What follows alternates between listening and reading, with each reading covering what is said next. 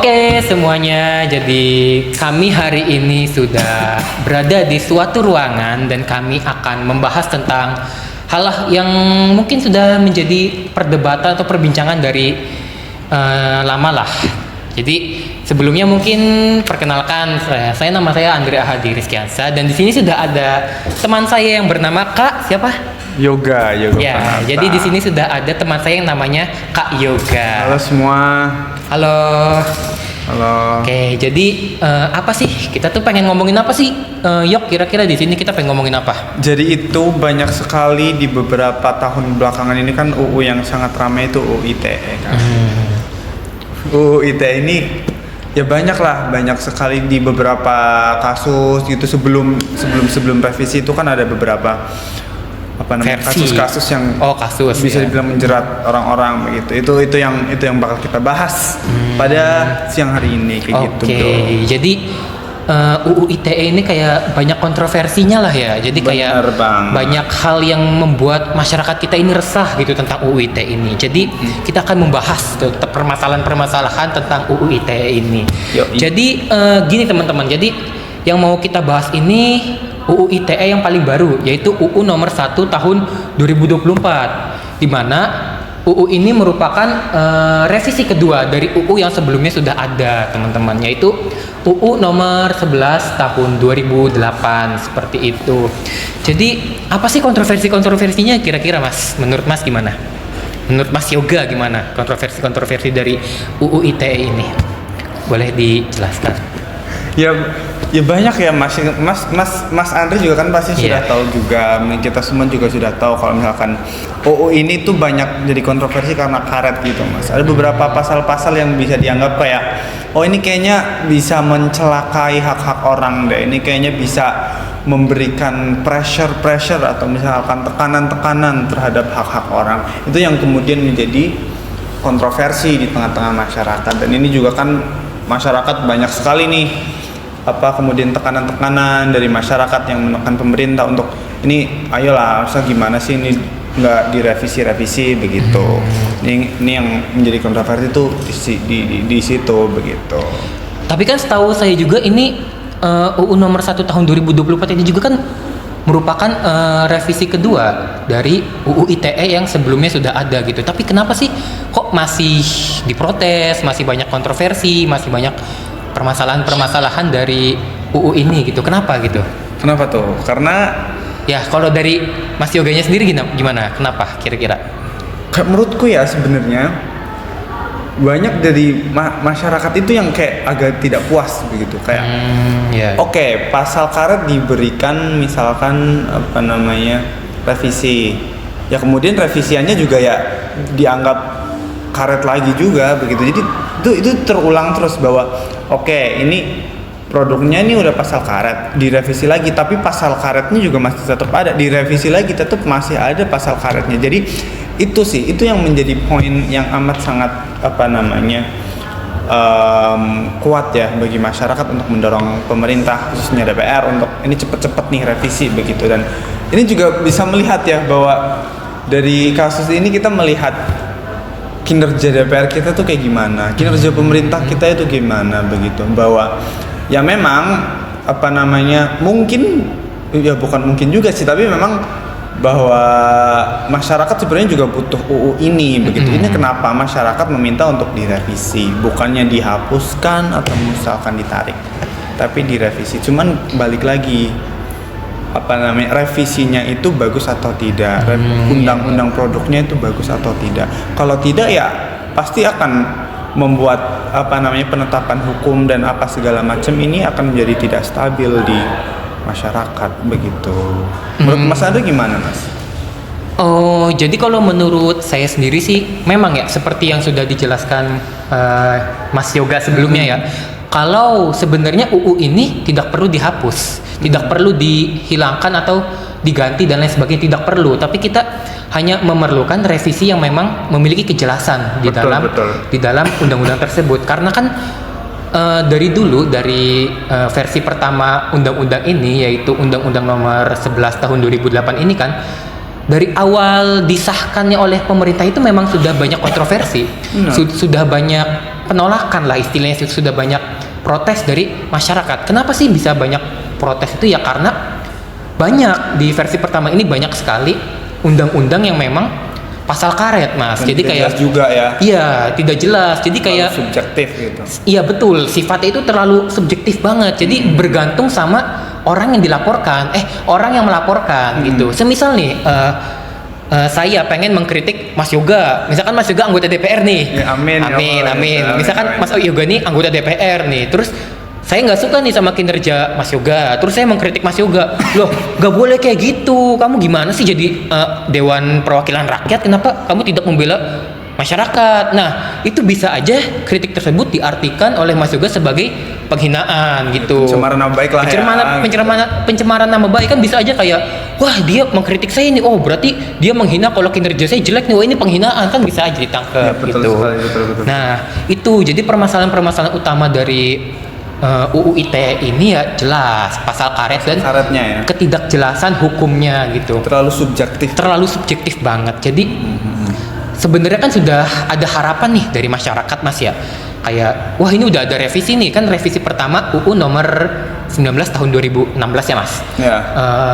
Jadi sebenarnya masyarakat itu sudah berharap dengan revisi pertama ini. Cuma kok masih ganjel gitu ya, masih kayak ada yang kurang. Kenapa pasal-pasal karetnya kayak cuma berkurang dikit doang? Jadi kayak masih ada pasal karetnya nih. Masih ada kemungkinan untuk terjadinya salah tangkap atau ini ya, Mas, kayak ya diskriminasi lah. Betul, masih banyak banget potensi-potensi dari penyalahgunaan undang-undang ini. Dan akhirnya dengan banyaknya protes tersebut, pemerintah pun mendengarkan gitu. Sebenarnya pemerintah tuh nggak diam-diam banget juga, Mas. Jadi kayak pemerintah juga mendengarkan aspirasi, mendengarkan masukan-masukan dari masyarakat, yang akhirnya pada awal tahun 2024 ini pemerintah kembali melakukan revisi, yaitu revisi yang kedua kalinya dari UU nomor 11 tahun 2008 ini, Mas. Tapi kenapa, Mas, kok masih banyak gitu protes gitu, masih banyak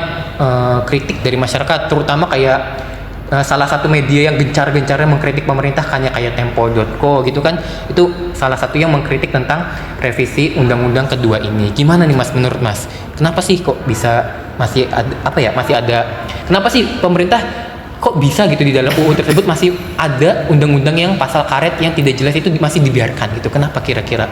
Ya sebenarnya kita juga sudah menulis ya di makalah kita bahwa ada beberapa alasan kenapa masyarakat dan juga berbagai aktivis-aktivis serta jurnalis-jurnalis ini agak protes ke masyarakat. Kita menulis di situ bahwa ini tuh pasal-pasal subjektif yang kita bahas tadi sama Mas. Betul. Jadi ini bisa ya mengganggu jalannya demokrasi, Mas. Gimana kalau misalkan pasal itu digunakan oleh pemerintah, misal saja untuk menangkap aktivis jurnalis, itu kan tentunya akan mengganggu demokrasi. Betul. Kita sudah menulis itu ya di makalah itu. Betul sekali.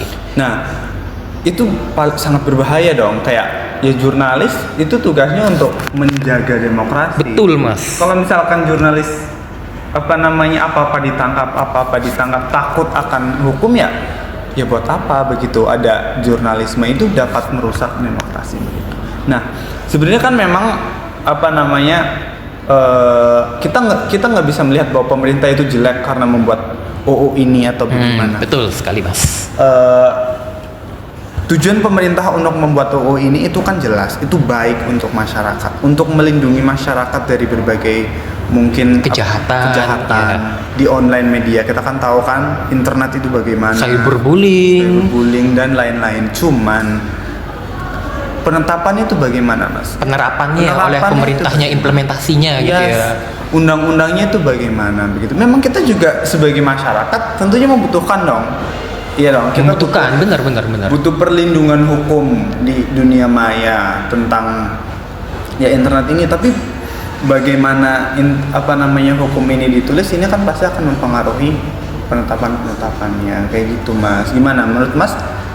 Juga gimana, Mas, tentang pemerintah ini? Apakah pemerintah sudah benar dalam membuat UU ini atau mungkin saja harusnya ditarik aja, Mas? Kayak nggak usah ada UU ini. Menurut Mas gimana?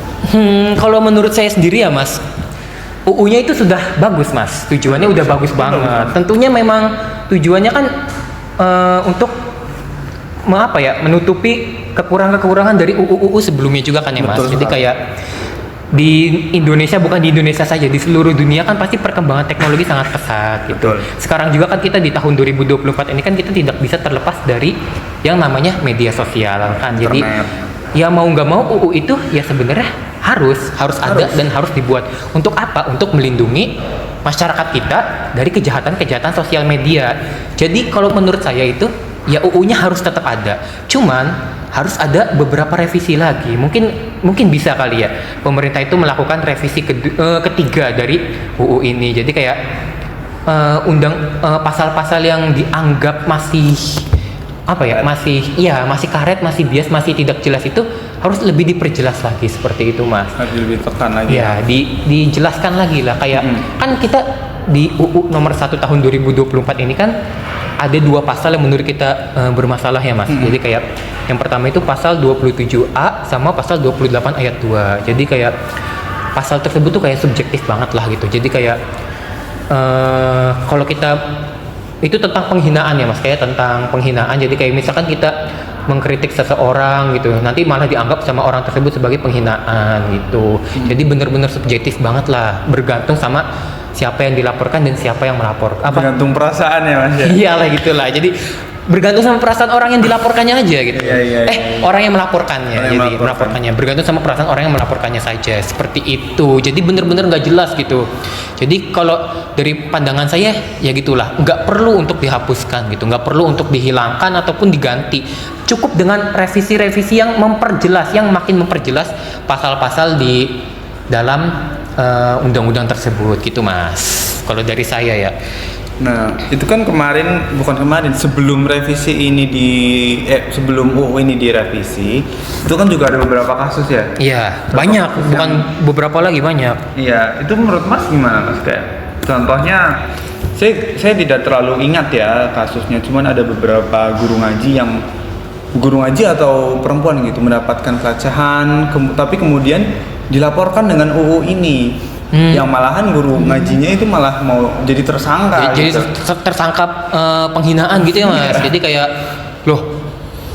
saya nggak jadi kayak yang dilaporkan oleh guru ngaji ini malah ngelaporin balik gitu ya Mas. Kayak kok saya kan nggak melakukan pelecehan, kenapa saya dilaporkan pelecehan? Oh ini penghinaan gitu ya Mas. Jadi kayak dilaporkan balik gitu. Ini kan yang menjadi malahan kayak agak kabur ya, kayak malahan beberapa orang yang mencari keadilan malah mendapatkan ketidakadilan itu sendiri begitu. Itu kan yang membuat masyarakat ini sebenarnya resah. Apakah gitu ya?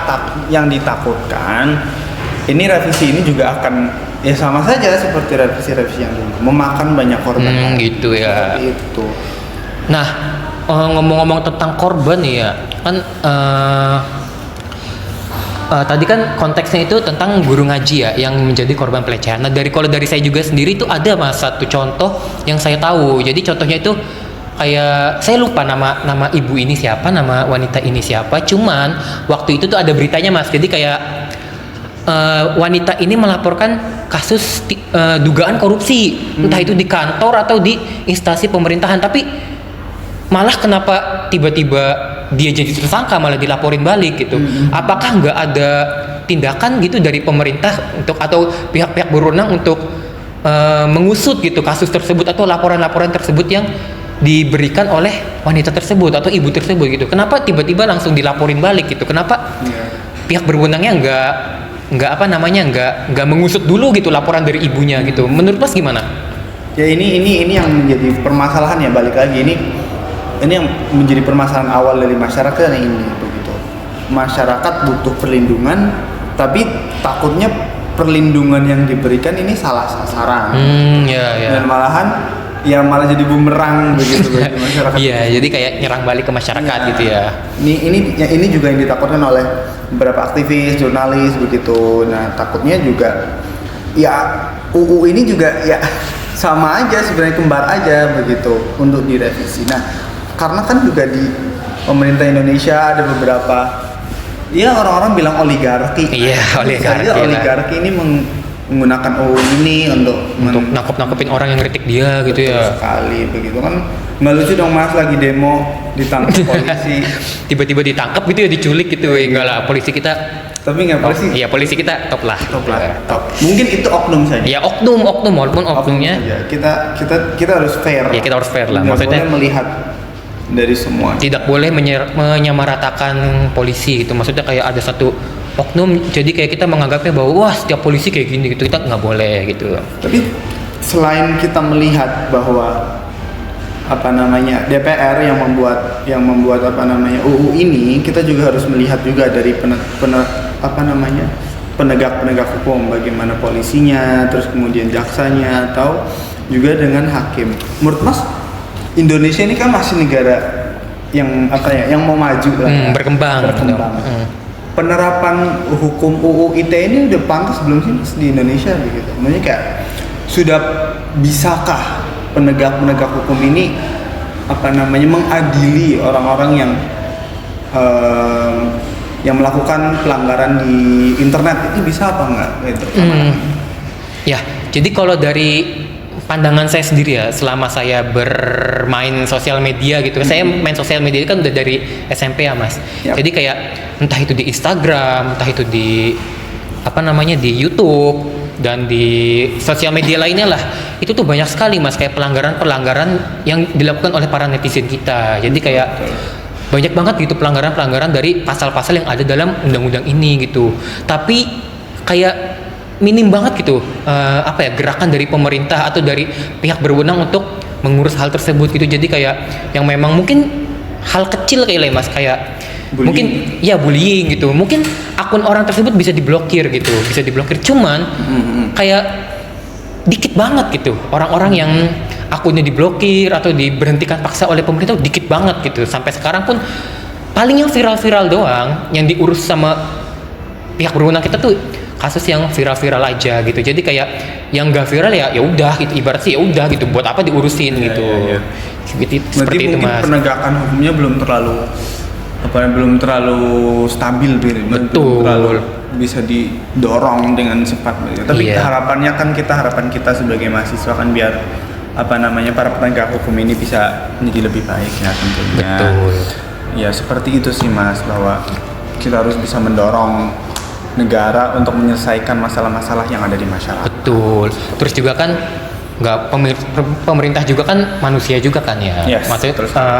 polisi, aparat yang berwenang, pihak-pihak yang berwenang juga kan itu manusia, pasti kan nggak sempurna ya Mas. Pasti dalam penerapannya itu tidak bisa sempurna lah, pasti ada aja kurangnya. Tapi seenggaknya bisalah lebih dikurangi lagi lah kasus-kasusnya. Betul. Bisa dimaksimalkan lagi, walaupun memang tidak mungkin 100% bisa diurusi atau diatasi. Tapi seenggaknya bisa diminimalisir seperti itu Mas. Oke, mungkin sudah sampai di ujung podcast kita ya. Udah di obrolan kita yang lumayan dalam juga nih, lumayan asik. Jadi aku pengen minta nih solusi dari Masnya lah, dari Mas Yoga. Solusi untuk UU ini gimana nih Mas? Maksudnya apa sih yang bisa dilakukan oleh masyarakat, pemerintah, dan pihak berwenang gitu? Mungkin bisa gimana? Mungkin untuk pemerintah ini solusinya adalah sosialisasi ya, bahwa ini ada UU ini nih yang mungkin bisa yang bisa melindungi kita dari kejahatan di internet. Betul. Nah, untuk masyarakat itu sendiri mungkin kita bisa balik lagi menekan lagi pemerintah agar yuk revisi lagi, yuk bisa yuk gitu lagi. Mungkin itu saja solusinya. Mungkin ya. Kalau dari saya sendiri ya mungkin punya pemikiran yang sama kali ya kayak Mas Yoga. Mungkin kita bisa mendorong lagi nih pemerintah untuk ayo dong direvisi lagi nih, masih banyak yang nggak jelas, gimana dan sih? harus transparan. Harus transparan gitu dalam pembentukan undang-undangnya ataupun revisi undang-undangnya tersebut. Betul. Dan mungkin pemerintah kita juga bisa menekan pihak-pihak berwenang agar tidak semena-mena dalam menjalankan pasal-pasal ini, dalam menangkap orang-orang yang ternyata padahal mau kritik tapi malah disebutnya sebagai penghinaan. Harusnya lebih selektif lagi lah, lebih bahasanya lebih dipilih-pilih lagi lah. Ini termasuknya kritik apa penghinaan. Seperti itu teman-teman. Nah, bagi teman-teman gimana nih solusinya? Mungkin bisa di chat di kolom komentar, atau mungkin ya bisa melakukan hashtag di Twitter. Betul. Hashtag revisi undang-undang. Kan bisa viral tuh, gampang Bisa viral. viral. Zaman sekarang gampang viral Ya, gitu. ya semoga teman-teman tidak menjadi korban Iya. UU ITE yang ya karet begitu. Ya, dan jangan sampai jadi pelaku juga. Ya, jangan sampai jadi pelaku juga. Jadi berhati-hatilah dalam berinternet, berselancar di dunia maya. Harus Seperti- bertanggung jawab. Betul. Betul sekali. Jadi gimana nih Mas? Sudah ya, obrolan kita Sudah. mungkin sudah sangat seru dan Sangat kali seru, ini sudah. kita juga ngobrolnya lumayan dalam juga ya Dalam tentang juga. pasal ini. Mungkin saya berterima kasih sama Mas. Terima kasih juga, Ya, Mas. makasih Ya, juga ya. ya. Jadi makasih untuk Masnya udah datang menyempatkan diri untuk podcast kali ini untuk ngobrol-ngobrol santai sama saya dan juga mungkin teman-teman saya nantinya gitu. Ya, betul sekali. Ya, mungkin segitu aja teman-teman dari obrolan kami. Apakah ada tambahan lagi, Mas? Nggak ada. Untuk Mas Andri ada tambahan nggak? Nggak ada, mungkin Nggak ada ya? udah itu aja kali ya. Udah ya. Kita juga ada kesibukan lainnya. Mungkin ya segitu saja. Terima kasih semuanya. Kita ketemu lagi di konten kita berikutnya. Bye. Bye-bye.